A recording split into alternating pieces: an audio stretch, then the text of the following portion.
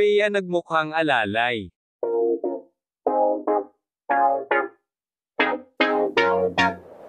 Hindi mapanatag ang mga Kate Kitera at Sausaw era dahil sa eksenang naganap kamakailan sa Sunday noontime variety show na All Out Sundays. Hirit tuloy ng mga nagmamoldita, ginawa raw Julalay ang isa sa major stars ng Kapuso Network para bigyan ng tribute ang lesser-known star. Marami ring pa-savage ang nagdadabog ang bangs dahil para sa kanila, hindi nakakareyna ang pagbubuhat ng cake ni Bea Alonzo. Sa mga nakapansin sa social media, marami sa kanila ang nagsabing dapat daw ay itinuka na lang ang pagbubuhat ng cake sa mga lalaking host ng show.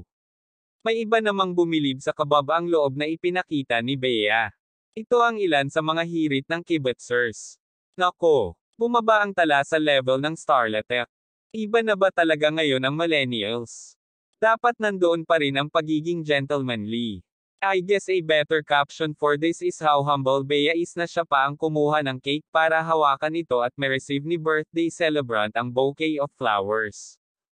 Di deserve ng Reyna ang ganyang treatment. She deserves respect. Nako, ay seminar ang mga iyan kung paano magbigay ng respeto sa senior stars.